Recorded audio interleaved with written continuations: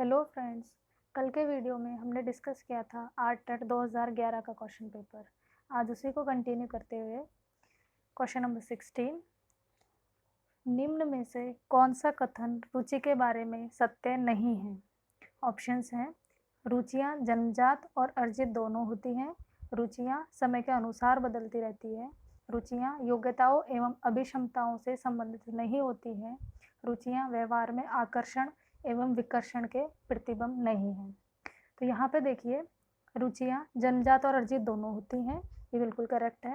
रुचियाँ समय के अनुसार बदलती रहती है, ये भी बिल्कुल करेक्ट है। और रुचियाँ योग्यताओं एवं अभिक्षमताओं से संबंधित नहीं होती हैं, ये भी बिल्कुल करेक्ट है। लेकिन जो अपना ऑप्शन नंबर डी है, रुचियाँ व्यवहार में आकर्षण एवं विकर्षण, ये जो पॉइंट है ये रॉन्ग है रुचि के बारे में। इसलिए हमारा जो इस क्वेश्चन का आंसर होगा वो हो जाएगा option number D. Next question देखते हैं, अभिवृत्ति। अभिवृत्ति इनमें से कौन सा होगा? तो ऑप्शन ए है, एक भावनात्मक प्रवृत्ति जो अनुभव के द्वारा संगठित होकर किसी मनोवैज्ञानिक वस्तु के प्रति पसंदगी या नापसंदगी के रूप में प्रतिक्रिया करती है। बी ऑप्शन है, एक ऐसी विशेषता जो व्यक्ति की योग्यता का परिचायक है, जिसे किसी प्रदत्त क्षेत्र में विशिष्ट प्रशिक्षण, ज्ञान अथवा कौशल से सीखा जा सकता है।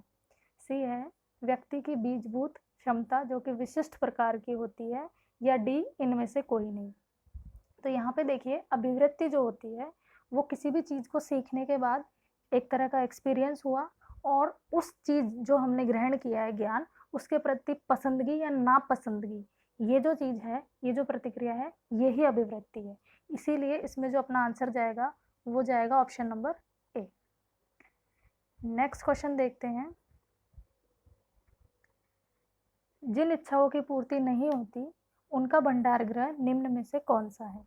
ऑप्शन है इदम, अहम, परम अहम, इदम एवं अहम। इसमें आप इंग्लिश ऑप्शंस भी देख सकते हैं, इड, ईगो, सुपर ईगो या इड एंड ईगो।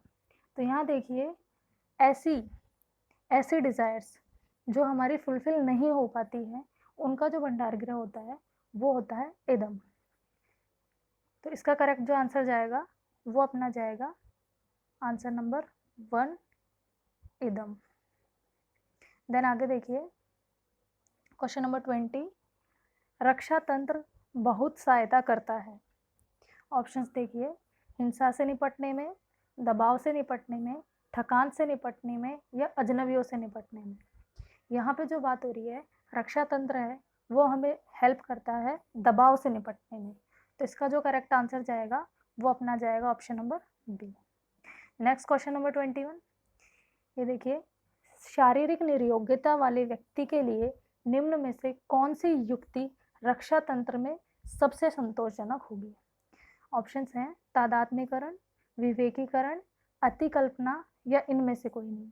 तो यहाँ देखिए, जिन लोगों के पास शारीरिक निर्योग्यता होती है वह लोग क्या कर सकते हैं कि जो भी उनकी इच्छाएं हैं उनकी कल्पना कर सकते हैं।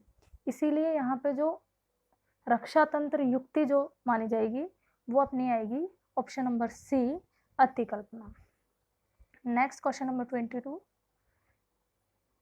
बालक प्रसंग बोध परीक्षण 3 वर्ष से 10 वर्ष की आयु के बालकों के लिए बनाया गया है।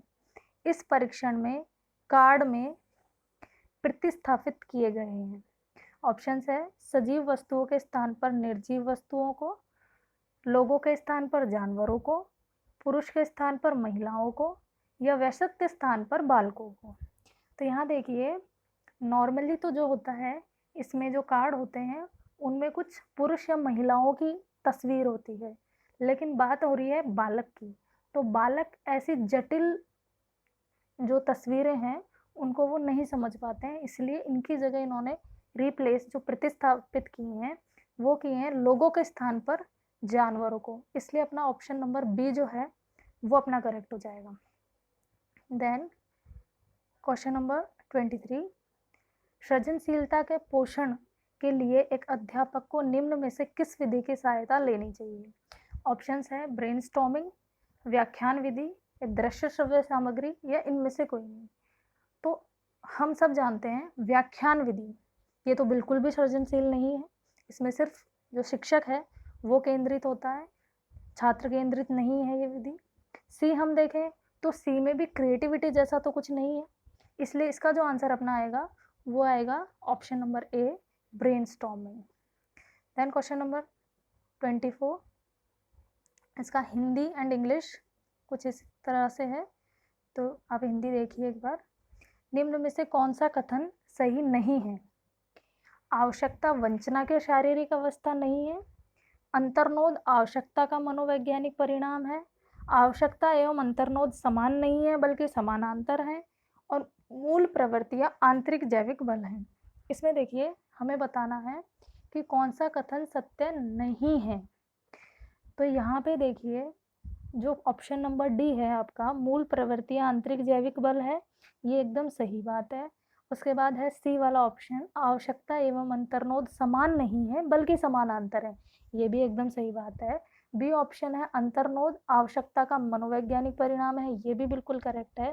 तो यहाँ पे जो कथन सही नहीं है वो अपना है ऑप्शन नंबर ए, इसीलिए इसका जो करेक्ट आंसर जाएगा वो जाएगा अपना ऑप्शन नंबर ए।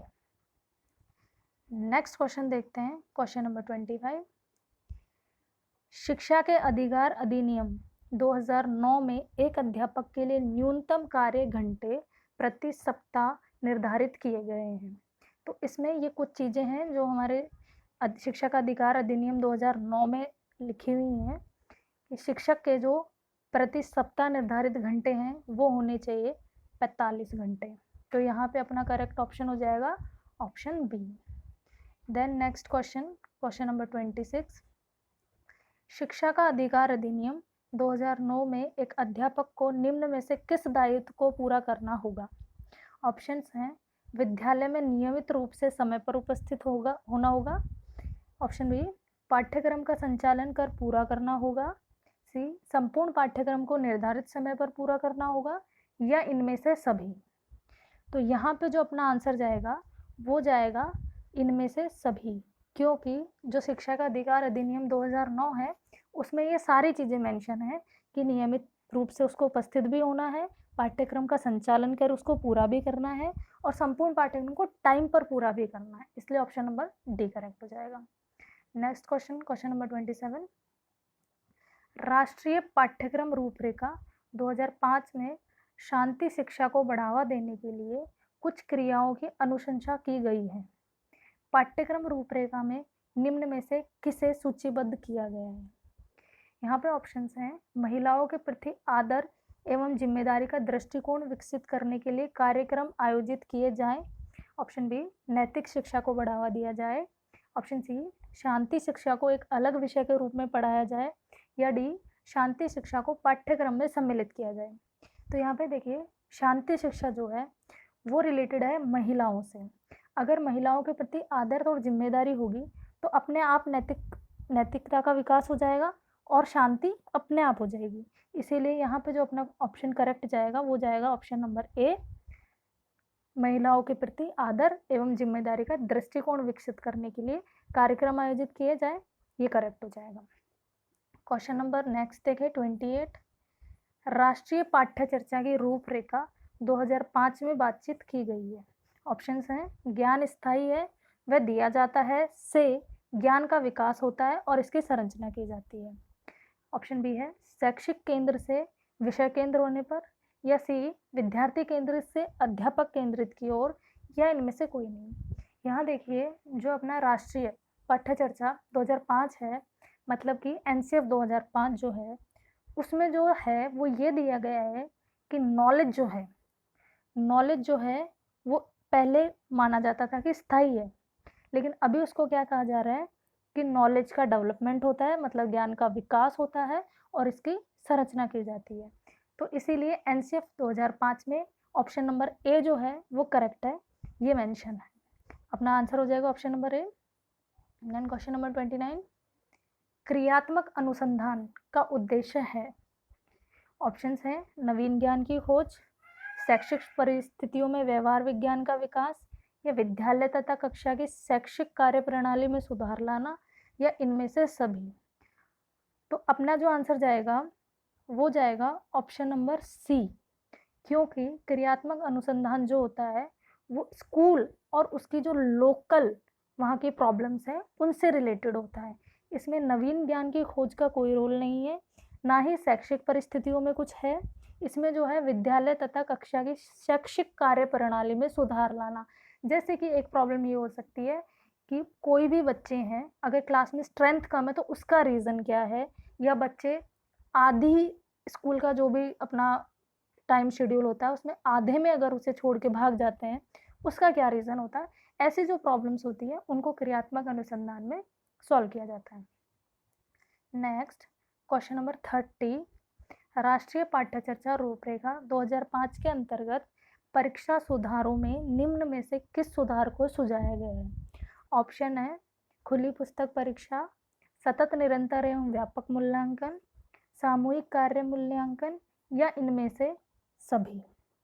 तो यहाँ पे आप देखिए जो एनसीईआरटी 2005 है उसमें ये तीनों ही ऑप्शन, ये तीनों ही चीज़ें मेंशन है, इसीलिए यहाँ पे जो अपना आंसर हो जाएगा वो हो जाएगा ऑप्शन नंबर डी, इनमें से सभी। राष्ट्रीय रूपरेखा जो एनसीईआरटी 2005 है उसमें तीनों ही मेथड जो हैं वो सजेस्ट किए हुए हैं। खुली पुस्तक परीक्षा भी है, सतत निरंतर व्यापक मूल्यांकन जिसे हम सीसी कहते हैं वह भी है, और सामूहिक कार्य मूल्यांकन ग्रुप वर्क जो होता है वो भी इसमें है। आज के वीडियो में दोस्तों इतना ही। अगर आपको ये वीडियो पसंद आया हो तो प्लीज़ शेयर एंड सब्सक्राइब करें। Thank you.